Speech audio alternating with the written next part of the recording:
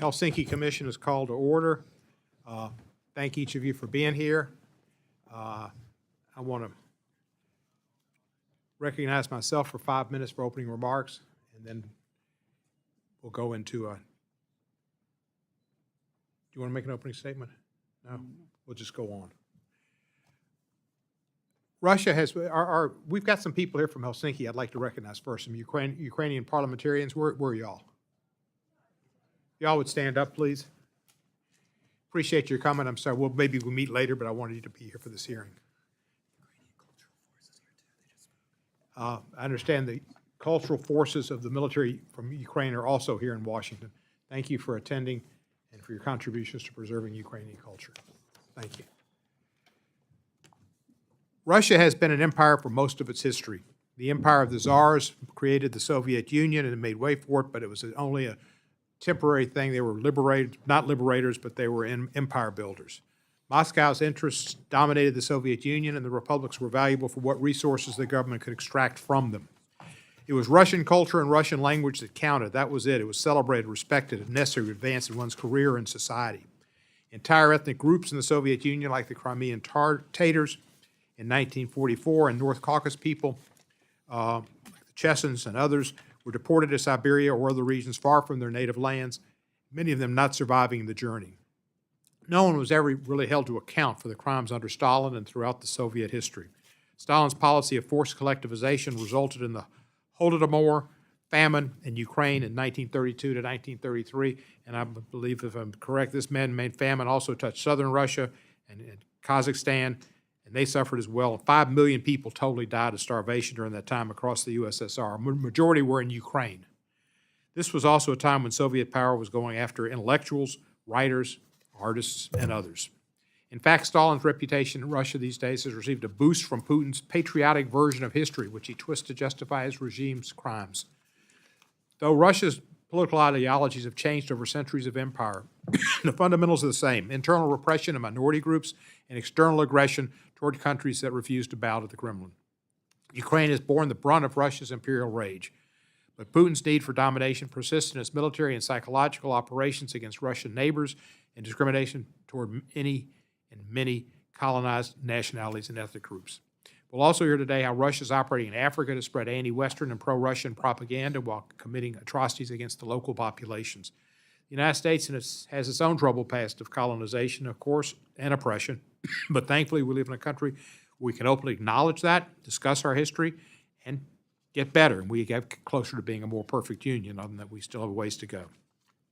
In Russia, there's no attempt to have a more perfect union, only a more perfect Putin. And there's no such thing as a perfect Putin.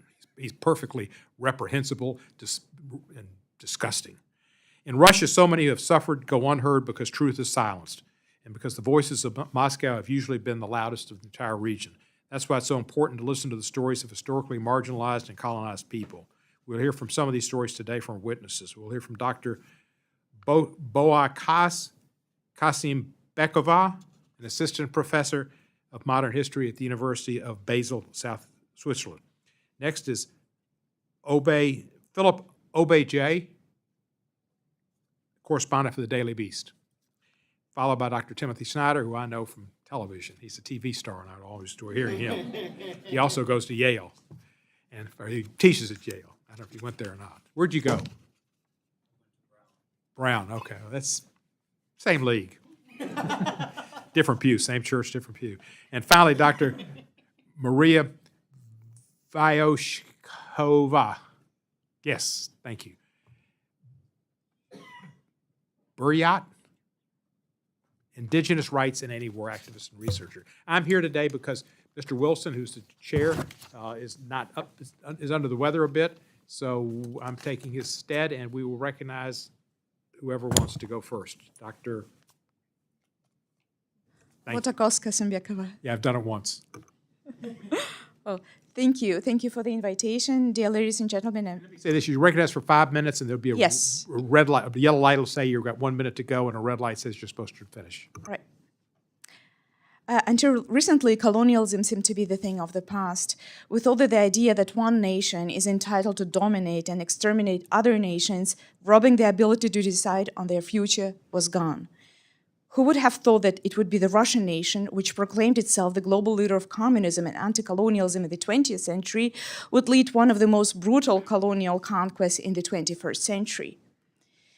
If it was once possible to argue that it was missionary communism against capitalism that led the Russian nation to expansionism, this explanation is no longer sufficient. The truth is that Russian colonialism has a long history which dates 5 centuries back. The Russian nation had 500 years to craft a story of exceptionalism, to grab and rob lands, suppress nations, and create the largest land empire in the world. The difference of Russian colonialism from other European empires, however, is that its metropole never democratized or engaged in self-critical enlightenment. This means that its colonized knew no mercy. Communism itself thrived on Russian colonialism. When the Russian Tsarist Empire collapsed after World War I in 1917, and its numerous colonized nations like Ukraine, Finland, Latvia, Georgia, Estonia, Armenia, Poland, Bessarabia, Belarus, Kazakhs, and Bashkorts, and many others proclaimed independence or autonomy, Communist Moscow brutally reconquered most of them, killing at least 10 million people. In the new communist empire, Bolsheviks proclaimed the Russian nation to be the superior one. Consider this fact. In their national anthems, non-Russian colonized nations had to praise and thank the Russian people for the supposedly bright life under the communist dictatorship. I was one of the children in Soviet Kazakhstan who had to sing an anthem with words, "To the great Russian people we say big thank you." I sang it without knowing that 40% of Kazakhs died in 1930s because of the starvation inflicted on the Kazakh people by Moscow. Moscow stole the cattle of Kazakh nomads, knowingly leaving millions to starvation. My grandmother's family perished in that hunger, and she was forcibly taken to a Russian orphanage where 60% of Kazakh children died. There she was taught to forget her language, her parents, and to praise the Russian nation for communism. As you know, in the Ukrainian case, 4 million people died, and today Ukrainian children are taken to Russia. Russian colonialism was historically based on the strategy of killing, deporting, and terrorizing the local population, Russifying them, and settling the territories with the Russian people. Consider this quote from a Russian colonial officer about the strategies of conquest in the Northern Caucasus in the 1860s. I quote, "The expulsion of half of the mountain people and the settlement with Russians, these were the war plan. The Russian population was not only to be the crowning glory of the conquest of the region, it was to become one of the main means of conquest." This strategy continued into the communist period. The Chechens, Crimean Tatars, and many others were killed and deported from their lands in the 1940s. Terrorized and forbidden to learn their languages, they were taught to praise the Russian nation instead. The Russian people, when settling, accepting privileges, and listening to Soviet anthems, learned to think that the colonized land is theirs. As a result, in 1989, the last communist ruler, Mikhail Gorbachev, argued against lending independence to non-Russian nations, which demanded independence, because he said, and I quote, "The Russian people are that way." Although in 1991 communism collapsed, the Russian imperial identity did not. For many of us who experienced Russian colonialism firsthand, there are 4 lessons from the 20th century. First, the collapse of the Soviet-Russian Empire was the victory for the humanity. Millions of people received the possibility to live in dignity, freedom, and the ability to decide their own futures. This would not have been possible under the Russian occupation. Secondly, although communism failed, Russian colonialism did not. It was never questioned by the Russian intellectuals, liberal or illiberal, its leaders, and by the world at large. But we now know that it was not just communism that was incompatible with democracy, equality, and peace. In fact, it is Russian colonialism that is not. Thirdly, in 1991, Moscow argued that without its control, the colonized nations will present danger to the world. This was a colonial lie, and today we know that it is a colonial lie. Out of all former Soviet republics, it is the Russian one that presents the most danger to the world. Finally, Russian colonialism, just as communism, is not reformable because it is a system based on ideology. Just like communism, it has no future. Unlike communism, it can collapse only if actively defeated. Thank you. Thank you, Doctor. Professor Schneider, please, 5 minutes. Okay.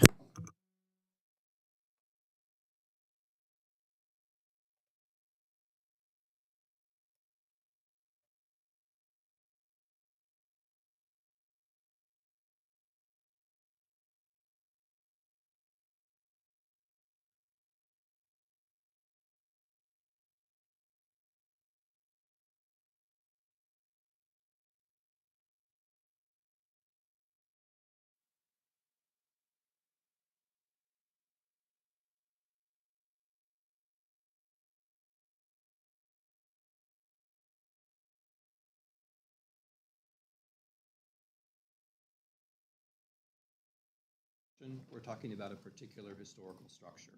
For the last 500 years of world history, empire has been the dominant structure. The last 100 years or so have seen a contestation of that, of which the Russia-Ukrainian war is probably the latest continuation.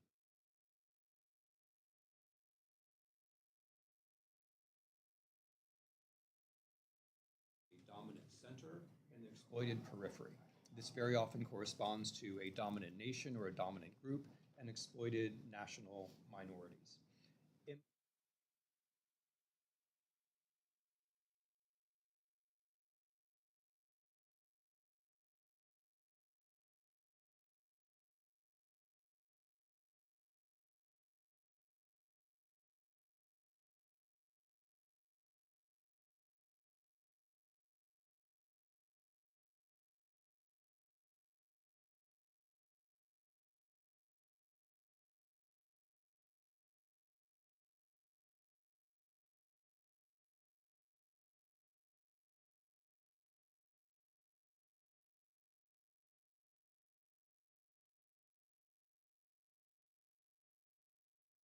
Empires do is to negate.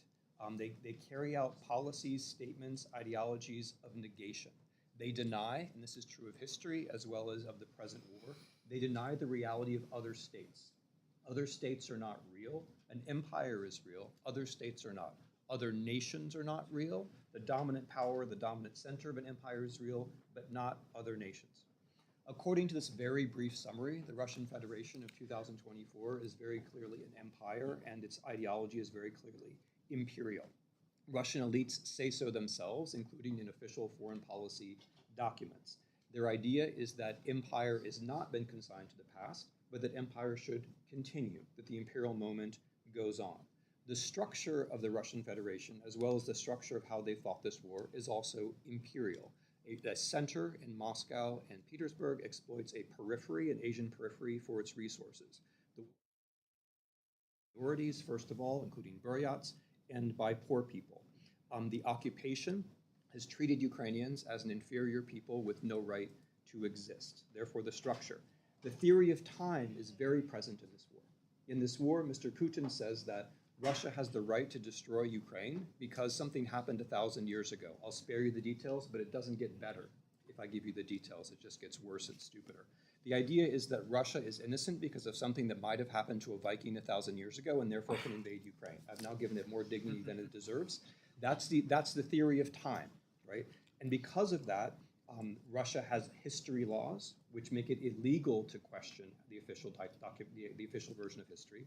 And because of this theory of time, anything which looks like Ukrainian culture, such as the representation we just had, is claimed not to have existed. And thus we have imperial negation in practice. Inside occupied Ukraine, the murder of local elites, the deportation of children for their Russification, on the logic that there's no Ukraine anyway, the deliberate destruction of publishing houses, archives, and libraries. And I would note that historically, the Bandura Plain, which you just saw, was treated as part of Ukrainian culture that didn't exist in the Soviet Union, and Bandura players were executed, which leads me to a very specific form of negation. Russia in this war is repeating very specific imperial practices of the Soviet Union and indeed of Nazi Germany, while denying that those things ever happened, which is part of this larger notion of time. All right, so what does that mean for policy? I'll make 5 very quick recommendations. Number 1, Myths of empire can only grow when nobody knows anything about history, which unfortunately, as a first approximation, describes us. Number two, if we're going to be anti-imperial, we also have to be reflective. As Representative Cohen suggested, if Americans are going to talk about anti-imperialism, they better be ready to talk about their own imperial past, or else no one in the Global South will take us seriously. And people from the Global South have to be brought into this conversation, or it makes no sense.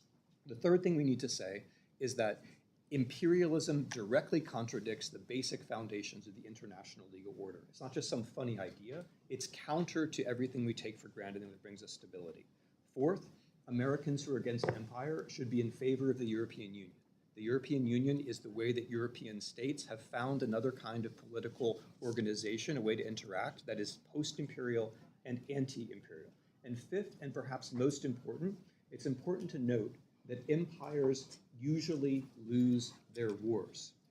Empires usually lose their wars. Since 1945, the bigger country, the empire, has usually lost its wars. That means that we can expect, or it wouldn't be strange if Russia would lose its war. And then underneath that, it should lose its war, even if all you care about is Russia, because the only way that empires in Europe have transitioned into becoming rule of law states is by losing their last imperial war. So an analysis of the history of empire would lead you to the conclusion that doing what one can to help Russia lose this imperial war would be good not only for the people that Russia is oppressing and whose existence they're denying, but also good for Russia itself. Thank you. Mr. Obaji, please, 5 minutes. Much, members of the Commission. It's a huge privilege to be with you today. And it's also a great honor for me to appear with Dr. Kasim Benkufa, Professor Schneider, and Dr. Vishkova. Last year, I wrote one of the most powerful stories published anywhere, an in-depth investigation on the operations of Russian paramilitaries in the Central African Republic following the death of Wagner boss Yevgeny Prigozhin, who, by the way, never said anything good about me. The account revealed how so-called Russian military instructors operating under the command of the Russian Ministry of Defense slaughtered dozens of people to secure access to a gold mine in the north of the CAR, that's short for Central African Republic. Traveling from my home in Nigeria to Central Africa last December wasn't my first. I had spent years highlighting the plight of people maltreated and abused by Russian paramilitaries. And that has not gone unnoticed by the Russians. In 2022, I became a target of the Wagner Group after exposing the wrongdoing of their mercenaries operating across Africa. Contacts told me that my photo had been circulating on chat groups used by locals recruited by Wagner, who have apparently denounced me as an obstacle to fighting extremism in the CAR and claimed that I am an agent of the West who should be arrested or killed. I traveled to regions of the CAR where militias had previously attacked outsiders with slingshots, machetes, and guns. I was held for hours by rebels who initially accused me of attempting to spy on them.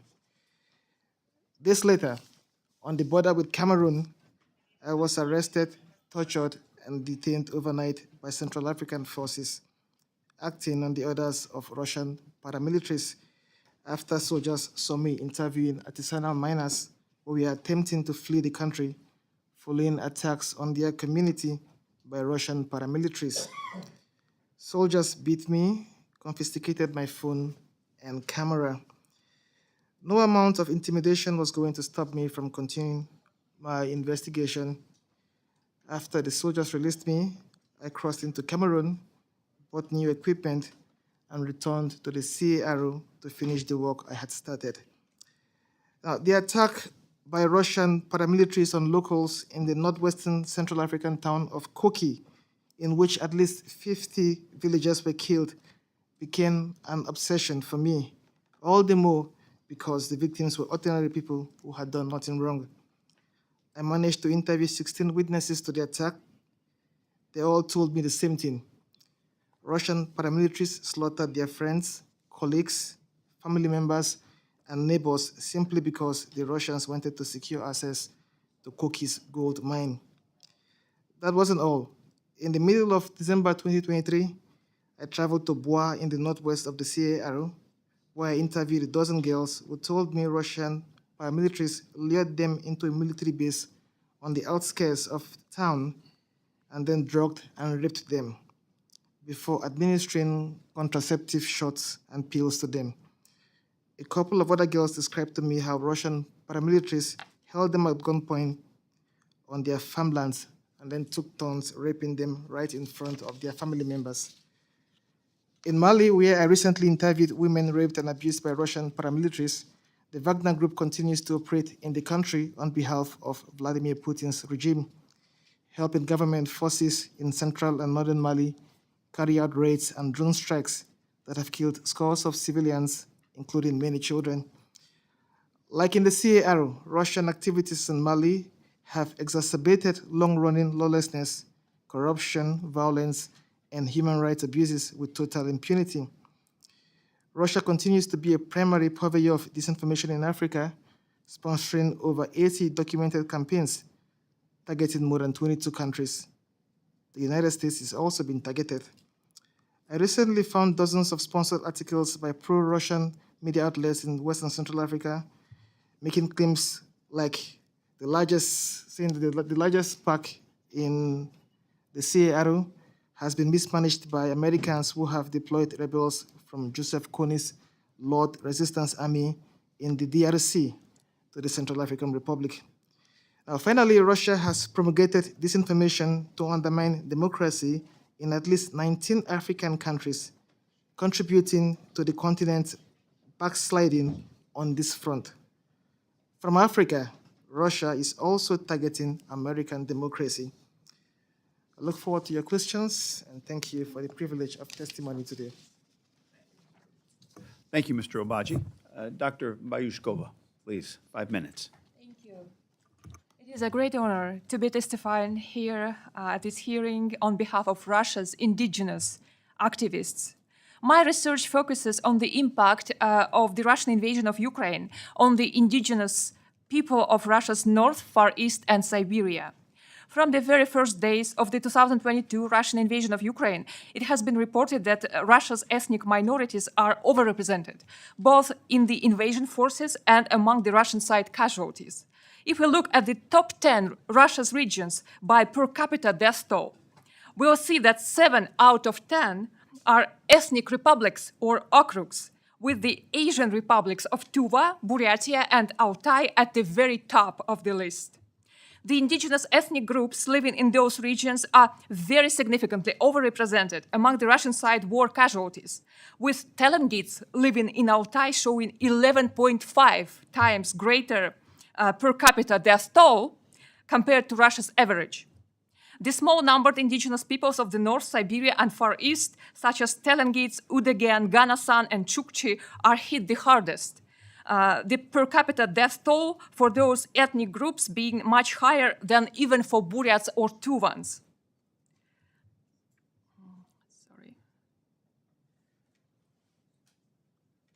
For instance, Nenets living in Nenets Autonomous Okrug, one of the most economically prosperous regions of Russia, don't benefit at all from the booming extractive industry there. Instead, it destroys the environment, threatening their traditional way of living. Nenets are very significantly overrepresented among the region's war casualties, as well as among those who were specifically recruited from prisons. In September 2002, Vladimir Putin announced partial mobilization in Russia. The indigenous rights activist organizations such as Free Buryatia Foundation, Free Yakutia Foundation, Batani Indigenous Foundation received multiple reports of disproportional draft of indigenous men. Official documents show that Buryatia, my home region, was hit disproportionately hard by the mobilization. In Khabarovsk Krai and Republic of Sakha-Yakutia, the small-numbered indigenous peoples of the north were drafted more often than the rest of each region's population. In Khabarovsk Krai, the indigenous men were drafted almost 3 times more often than non-indigenous population.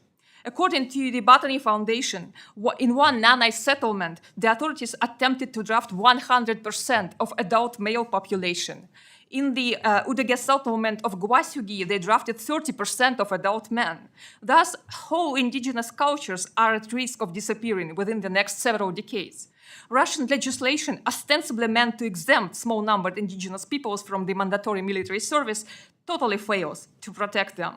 The fact that indigenous people of Russia's North, Far East, and Siberia are overrepresented in the Russian invasion army has led to the formation of the warlike, bloodthirsty, savage stereotype against the indigenous people, most notably against the Buryats, Tuvans, and the Nenets. Apparently, not just the death toll, but also the moral burden of Russia's aggression against Ukraine was put disproportionately on the indigenous people. Unfortunately, such prominent public figures as Pope Francis, the head of the Catholic Church, started spreading this narrative, making the indigenous people a potential target for hate crimes, especially given that some of us live in Ukraine or in other countries abroad. There were a number of the war crime allegations against the indigenous troops, which turned out to be false, most notably about the Bucha massacre, which was falsely blamed on the ethnic Buryat troops. However, it has been established beyond any reasonable doubt that it was the paratroopers from the Russian city of Pskov, almost exclusively ethnic Russians, who were responsible for the Bucha massacre. However, the Buryats in Bucha myth still persists among the anti-war Russian public, as well as in Ukraine and in the West. I think that for the Russian anti-war influencers, the motivation is obviously the desire to shift the responsibility away from the Russians. According to the recent study by Dr. Adam Lenton of the Wake Forest University, the Russian public opposed to Putin's regime and sympathetic to liberal views tends to be significantly more xenophobic towards Russia's ethnic minorities than the society in general. This is a very alarming result, posing a question whether the possible regime change would bring a better future for Russia's indigenous peoples. In conclusion, let's not forget that there are more than 240 indigenous political prisoners in Russia. Please spread the message that in any future prisoner exchanges with Russia, they should not be overlooked. Thank you for your attention. Thank you, Doctor, and thanks to all of the witnesses for that very powerful testimony. There is a speaking order. I know the chairman normally asks questions. However, I'm filling in for the chairman, so I don't think it's appropriate that I go. Instead, I'm going to turn it over to Senator Whitehouse for his 5 minutes of questioning based on a timing issue that he has in having to leave. So, Senator, please, 5 minutes. That's very kind of you. Thank you. My questions will be for Professor Snyder. Thank you for being here, Professor. Good to see you. I'd like to hear your comments on something just vibrated over here. That wasn't me. How the international dark money network supports corrupt oligarchies that produced Putin. He's now sort of the oligarch in chief. He either has them all in tow or he's had them killed or sent off or intimidated. And it looks to me like a colleague of yours, a historian, wrote about a clash of civilizations, that our clash of civilizations is between this kleptocratic oligarchy and representative democracy. Is that a context that is worth looking at, what led to Putin's rise to power? That's the question. More a topic than a question. No, that's excellent. There is, of course, an obvious connection between extractive empires and oligarchs or very wealthy people. Control of hydrocarbon resources, as in the Russian Far East, is quite a simple way for a few people, an individual or a clan, to become very wealthy. It's a simple extractive process. It can be the territory can be controlled by force, and then, as in Russia and other hydrocarbon states, you see that one clan or one group, one family, as the Russians say, end up controlling all of the wealth. So there is, in this case, a very direct connection between the processes described here and the power of Putin or whoever might succeed Putin, so long as Russia is an extractive hydrocarbon regime. And of course, you're right that this is an international phenomenon, and whencesoever the wealth might arise, if one is American or British or responsible for policy in a number of other states, one should be very concerned about the fact that there are not just loopholes, but giant inviting windows through which international oligarchs can hold and launder their money. This is a subject beyond the borders of my own expertise, but I think it's very important to note that international dark money networks exist because of us and not just because of the people that we're calling the bad guys. And you're right, of course, as well, that Putin's succession and rise to power involved a kind of parade of oligarchs with whom at first he was in some kind of agreement, and then he showed by example, most prominently in the case of Khodorkovsky, who controlled precisely hydrocarbon resources, that anyone who wasn't with him was against him and would be treated as a criminal. And then there's a final connection, which is maybe the most interesting. Putin, as one of the richest men in the world, joins the other rich men in the world in having lots of very strange ideas about the future. And the very strange ideas that our oligarchs have, Russian or otherwise, tend to bend us into conflicts which we might otherwise avoid. It's not healthy to think we're all going to go to Mars. It's not healthy to think we're all going to live forever. It's not healthy to think there's no Ukraine, which is Putin's particular oligarchical fantasy. It's not healthy to think that Russia is an imperium awaiting to manifest itself. Well, thank you very much. One of the folks I traveled with a lot and learned a good deal from was my colleague in the Senate and quite a dear friend, John McCain. And I guess I'll summarize with his famous quote about Russia, which is that it is a gas station that is run by a mafia that happens to have an army. And I think you summarized that very well, Professor Snyder. So thank you, and thank you, Mr. Chairman. Thank you, Senator. I think Mr. Quigley has to go somewhere, and since I've been somewhere, I'm going to let you go somewhere. We're all going somewhere. Doctor, help me.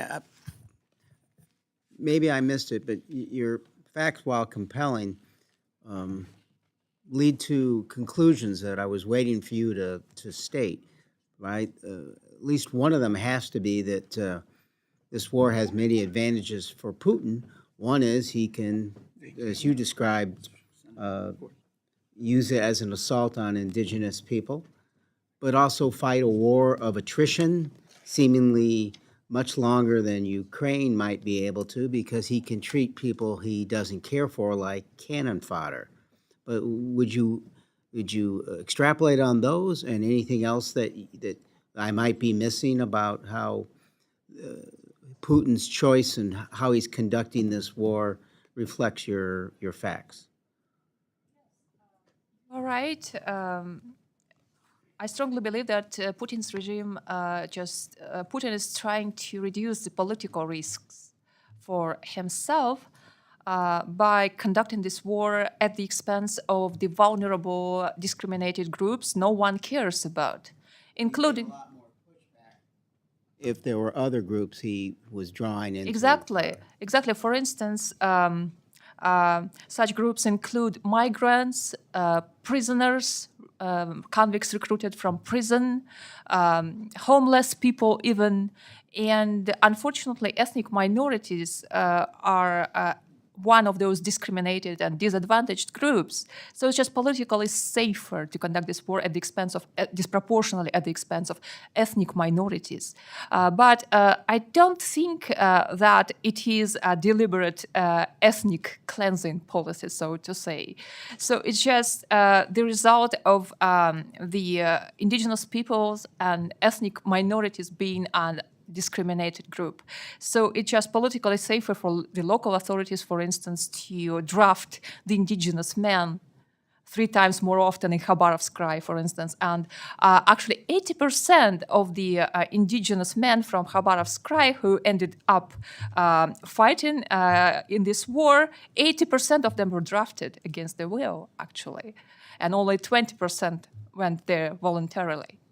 But unfortunately, the ethnic minorities, and especially the small numbered indigenous nation of the North and Far East, they are so discriminated against, and their social status is so significantly lower than their Russian counterparts that it's totally politically safe to do whatever they want, like draft 100% of adult men from a non-ICE settlement. If anyone else would like to comment on that. If I could just come in briefly on the premise, of course it's right that Putin's ability to treat much of his population or the population of occupied Ukraine as he wishes is an advantage in some sense. It doesn't, though, mean that his troops are motivated the way that troops on the other side are. It's also a disadvantage to be coercive. Zelensky and the other side have the advantage that many of the people in the army are there because they have some notion of why they're there and they're defending their homeland. And then just as a factual matter, I would point out that, and perhaps you'd want to comment on this, but as a factual matter, you do eventually start having to draft people from the big cities and start having to draft the Russians, which means that the longer the war goes on, the harder it might become to just continue to carry out what you're calling a war of attrition, because the longer it goes on, the more Russians, the more middle-class people, the more city people you do have to bring into the army, and they're getting to that point now. Yes, I would like to add that there is a huge national awakening among the non-Russian nations within the Russian Federation. There are nations, 21 nations. They have their own parliament. They have their own constitutions. They are not ethnic minorities. And there is a huge awakening also because many of them have left Russia. They went to places like Kazakhstan, where they say, oh, we didn't know that one can actually live in one's own republic with dignity and the ability to exercise one's culture, learn one's language. And so the political geography is changing now. There are very strong voices for the independence of these nations, and we need to look at them. And they are not only ethnic minorities, there are real nations within the Russian current empire. You yield. Mr. Quigley yields. Ms. Sparks, if you recognize for 5 minutes. Thank you, Mr. Chairman. As we know, ethnic cleansing, oppression, and racist policy of superiority has been Russia for centuries, But my question for Dr. Vyashkova, do you think the ethnic people realize that, that they've been oppressed? I mean, do you see on the ground they have understanding they get been screwed and resources and money with oligarchs taken from them? They live pretty miserably poor. Is there that understanding on the ground?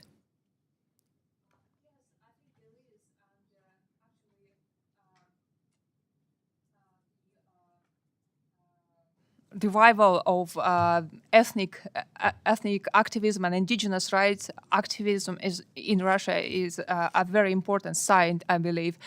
There are a lot of decolonial activists and indigenous rights activists and ethnic anti-war activists from Russia, but most of them obviously were forced to leave Russia.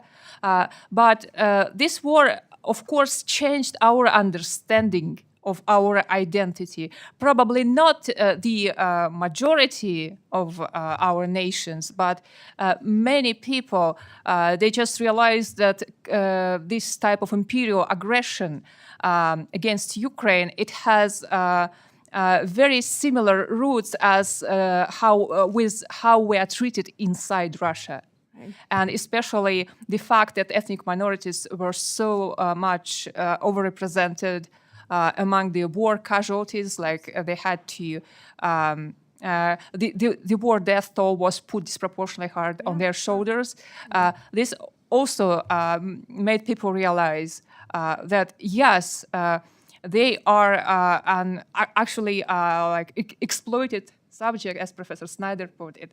So I think there are very significant changes, but probably they are not as fast as we would want them to be. Right. Well, that ethnic cleansing been happening right now in Russia. It's very racist and policies that they do in it. And they think that they're superior. They teach their kids they're superior to everyone, including to Ukrainians. That's been taught, unfortunately, for generations, sadly, even though a lot of them live pretty bad life.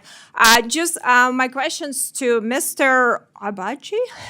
I can say other names better than yours, but I'll do my best. I think what's happened in Africa is disgraceful. It's awful. What China and Russia are doing right now, it's just really, destroying the continent, taking advantage of resources and really enslaving people. It's sad to see, and for me, that the international community is not standing up more to see that. And unfortunately, a lot of American companies are afraid even now to go to Russia. So, China take resources, Russia, is a force there that, with their military force now, what they're doing, it's awful. But have you seen any positive moves happening? And I think what Africa Corps are doing right now, it's brutal, it's awful, and they've been doing it for a while. But have you seen any positive things that people actually start realizing, or some governments, or it's so corrupt and so bad and people afraid that it's just really in terrible shape? It's awful.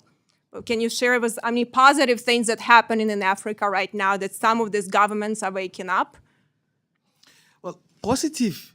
If you say in terms of, if your question is positive in terms of, Russia being present in Africa, and whether or not some governments are seeing their presence as being positive, the answer is yes, if that's what you mean.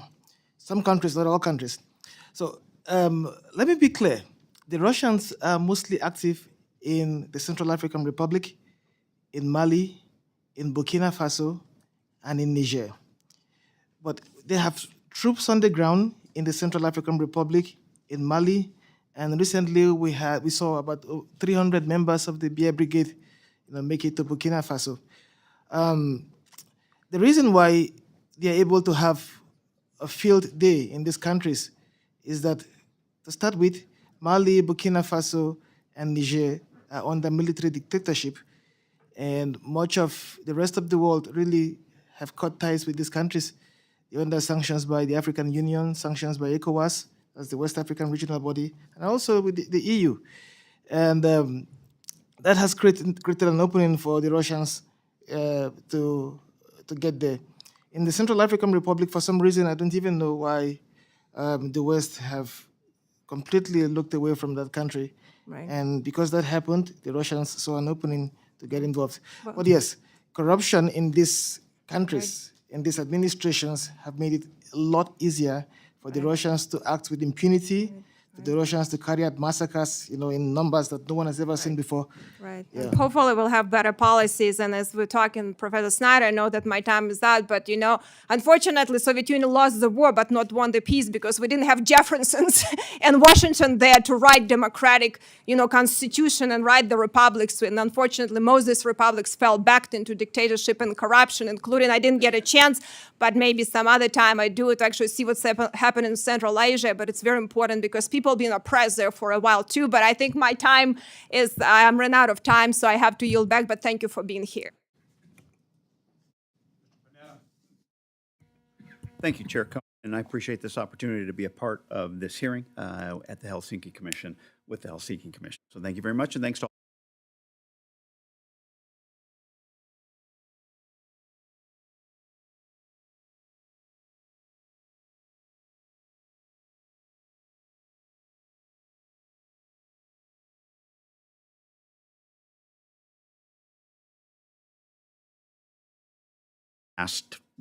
Past couple months, I've been to Ukraine twice, including this last weekend. So if I can't form complete sentences because I'm exhausted, that's the reason.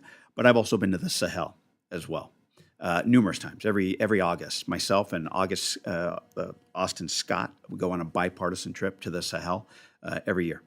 And obviously, what we've seen in that area and what I saw is that those are countries and areas that are clearly being affected by much of what you talked about, the desire of Putin to create and maintain an empire. Now, when I was in Kiev in early August, I came in through Moldova. We drove into, it was unlike the regular congressional trips in that we actually got to stay on the ground for 5 nights. Moldova to Odessa a night, and then up to Kiev, and then around the surrounding areas. Had a fruitful meeting with the President Zelensky, other military leaders, and basically allowed to speak to civilians. And one of my takeaways from that trip was the appreciation of the United States' support for Ukraine, but in particular, the F-16s, not just from military leaders, but the morale boost that it provided civilians on the ground, how much basically they appreciated that, even though they may not know the extent of what it can do. The fact that we were supporting them with that particular piece of equipment was very important to the civilians. And then last weekend, I attended the Yalta European Strategy Conference. But beyond that, we actually took a train out to Kharkiv and saw the destruction that the Russians imposed upon the people of Kharkiv, and actually stood on a burnt-out, gutted, Soviet-style apartment building, about 12 floors, took the stairs to the top, and actually looked into Russia. And you could see basically where the Russians were coming from. In two of those trips, obviously, the desires that we heard from most people were that they need air defenses and they need permissions. Now, when I went to Africa in Sahel, obviously you saw the influence in Wagner. And in fact, we went to Niger, and we were able to get in and meet with the leadership of Niger. And what you're seeing is obviously not just in Niger, but as you said, Mr. Obaji, in Mali and BF, in CAR, in Libya, is the influence of Russia's. And the fact that the Russians, obviously starting with Wagner and Prigozhin, and then turning into Africa Corps now, and literally becoming an offshoot of Russia. But they're taking advantage of these coups. They're taking advantage of the corruption. They're taking advantage of the dysfunction, unfortunately, of these governments at this point.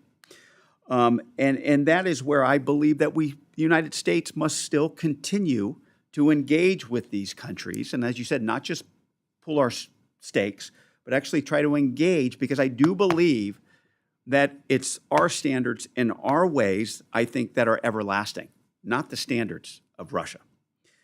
But Mr. Schneider, Professor Schneider, if I could, as you know, next week we're going to see President Zelensky come to the United States and present a victory plan.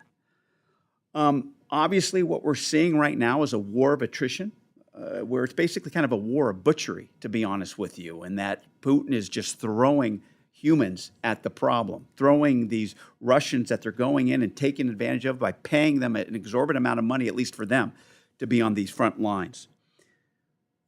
When you look at this so-called plan, Professor, if you were to advise Zelensky in dealing with Putin, what would your victory plan entail?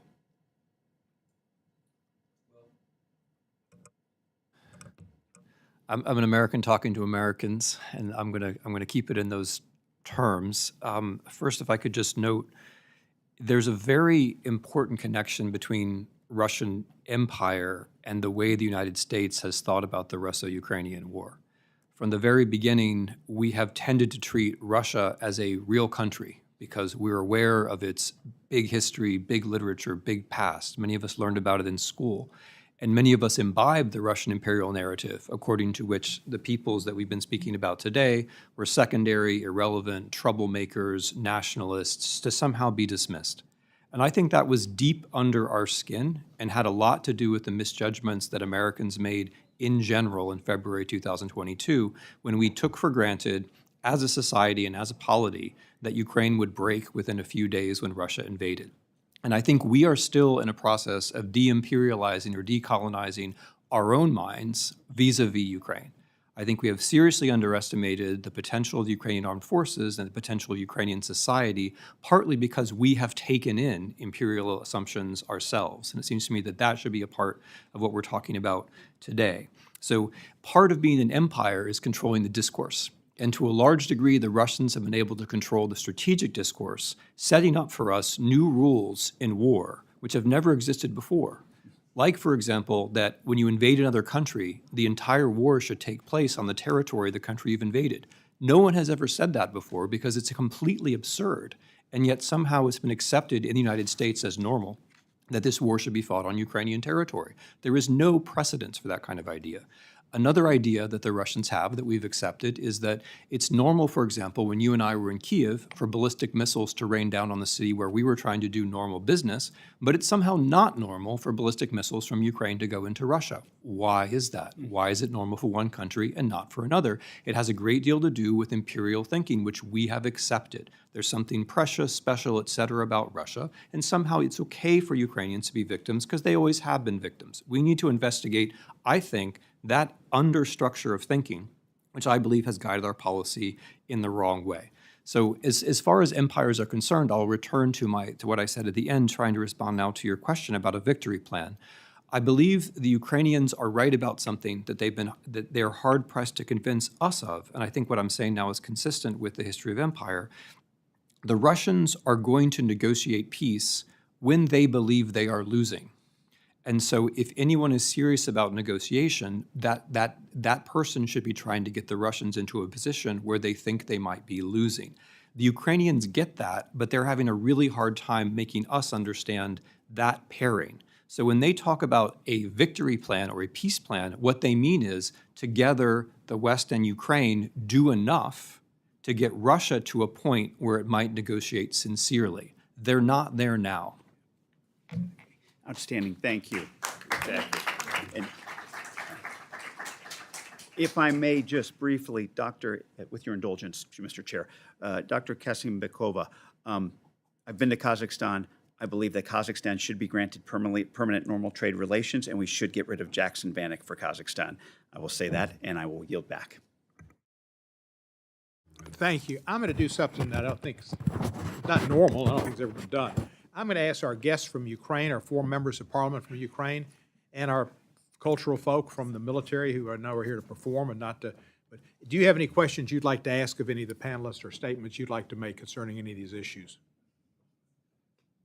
Stand up if you'd like to speak and identify yourself.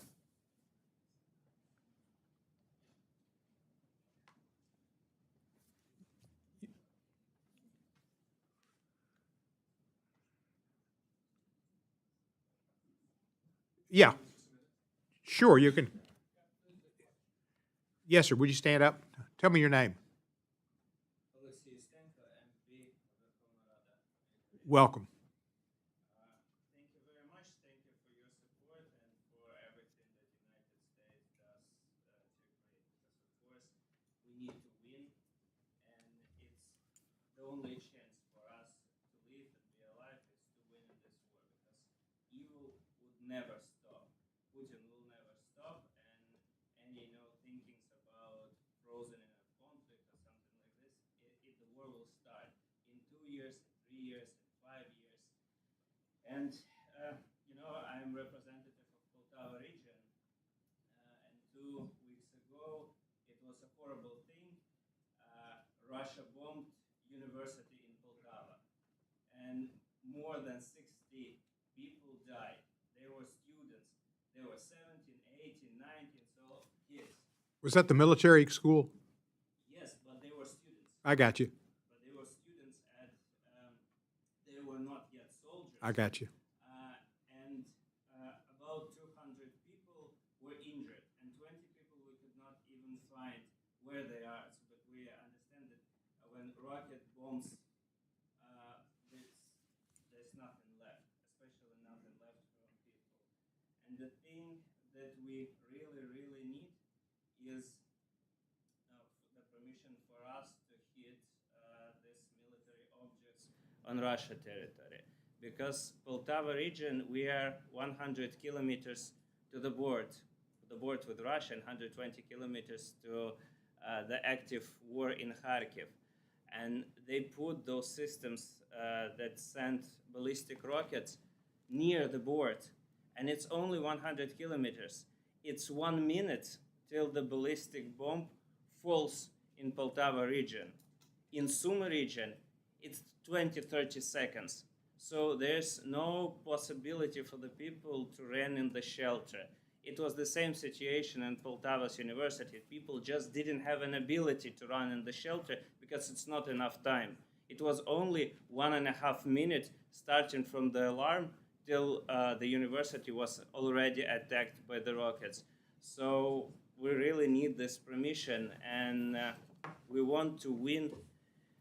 We're doing everything to win, and our best people are doing everything to fight and to stand, stand with us, help us, and of course, join us in going to iwillvote.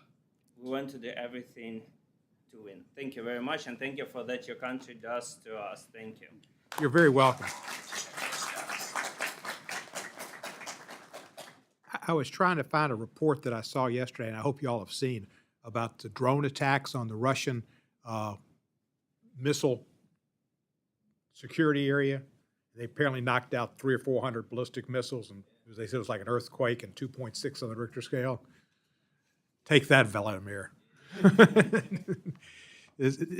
wish I could tell you that we're allowing the weapons to be used to go outside of Ukraine and to penetrate Russia. I've signed a letter with about 20 or 30 other members, most of Helsinki members in foreign relations, but we signed that, and I support it, and I hope that it's allowed. I certainly understand it. Do you have a question, sir? Yeah. Sure.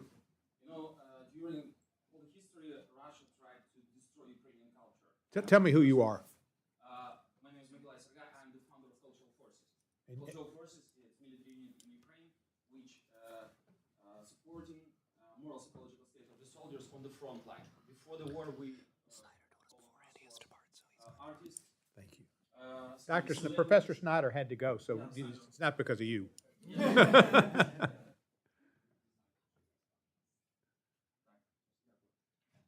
and on the first day of the war, we became soldiers, and then after some period of time, we came back to our main weapons, to our poems, to our songs, to our instruments. And right now in Cultural Forces, we have 80 artists, and every day we're working on the front line. We have 8 groups, each group making 3-4 concerts per day. So every day we're doing about 25 concerts on the front line. So during the war, we make more than 4,500 concerts in front of the troops in the combat zones. And right now we're here in the United States to say thanks to American people for your support, to share our culture, our emotion, our reflex, our experience through our culture. Russia tried to destroy Ukrainian culture during all the history.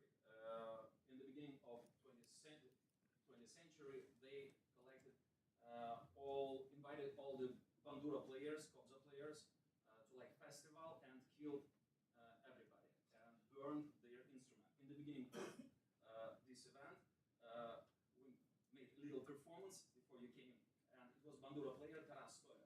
So all the bandura players in Ukraine at that time was killed, because bandura was an instrument of freedom, an instrument of soul, and it shows what is Ukrainian soul to Ukrainian people, and they wanna break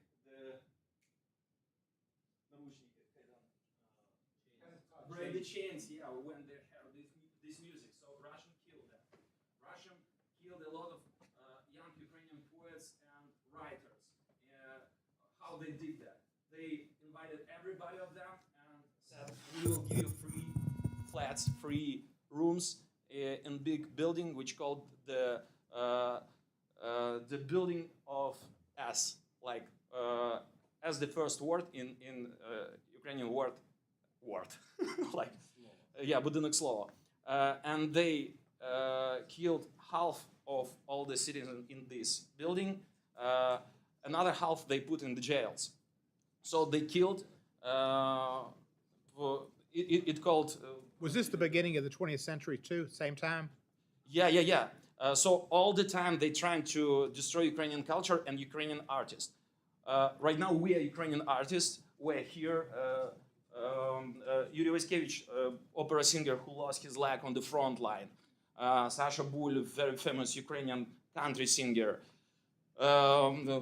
Two more, like Olga Rukavishnikov, violinist. She lost her eye on the front line. And we come here to United States, and we will have tour here on the south part of United States. So my question, what we can do to help you to convince American people to support Ukraine more, to don't let Russia make the new circle of killing Ukrainian artists, Ukrainian brains, Ukrainian hearts. Thank you for what you're doing. Thank you for your service and supporting your country in the war. I'm sorry about the injuries that happens, but committing yourself to continue to support the troops on the front lines, and that's admirable. I didn't really know about all that, so I appreciate it. I've had a resolution which I've tried to pass, and having declared that Russia's committing genocide now. And what they've done, they've destroyed a lot of artifacts, cultural artifacts in Ukraine, and I think they've, that's part of genocide. What you can do to help, I think your touring around is important for the Americans to see and to hear your stories. And I don't know where you're going in the South, but that's a good place to go because there are a lot of people there that are more likely to be affected by the information put out by Trump and that world that say that we should be spending our money at home on domestic, but that's an excuse. What they really want to do is they want to be buddies with Putin. Trump and Putin have got a relationship, and it's unfortunate. So we've got an election coming up, but I think if they see you, I think it's important and good, and to understand that if Ukraine goes, the Baltics, Poland, Europe's next, and then Putin's not going to stop, and they need to know that and see that, and eventually if it goes to NATO, it's going to mean American troops on the ground, and those folks aren't going to want to see that either because it's going to be some of their sons and daughters. So, where are you going in the South? Where's your tour? I have a tour list. Do you go to Memphis? Let's say, could you help us? You know, you was on schedule. Are they scheduled to go to Memphis? Yes, I think they're planning to go Good. Do you know when? to Texas, they go to Alabama, to South Carolina, North Carolina, Florida. When do they go to Memphis? Texas. Memphis? We will 1 second. find out that for you. That's my home. We'll find out. And it's a great music city. Yeah. Hopefully I'll be If we don't there. have it in schedule, we will put it. Okay. After this conversation. But I appreciate what you're doing, and it's admirable. And it's hard for me to fathom. I mean, it's all about his ego, and I don't know how you change that. Maybe you kidnap his ballerina girlfriend. Otherwise, he's not going to stop. He may let her go. Would you like to ask a question, sir, or make a statement? You can sing the question. Old Man River, it just keeps rolling, it just keeps rolling. Can you do that?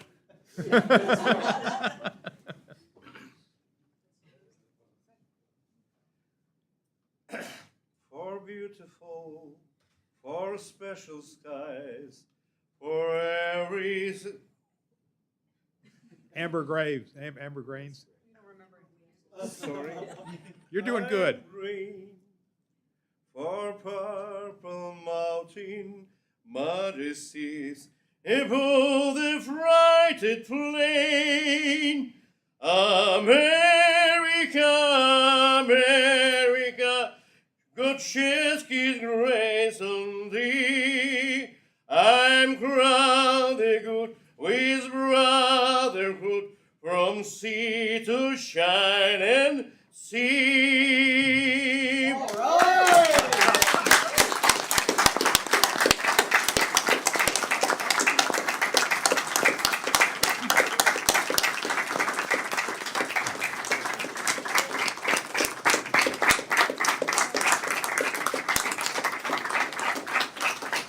Bravo, bravo.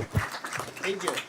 Thank you very much. I don't think anybody can top that, so I want to I want to thank our panelists for being here, our witnesses, and for your testimony, and everybody and the members of Parliament. I think you got some time to come to my office, and we can talk some more. And if y'all would like to come, you're more than welcome to. And with that, this meeting of the Helsinki Commission is concluded.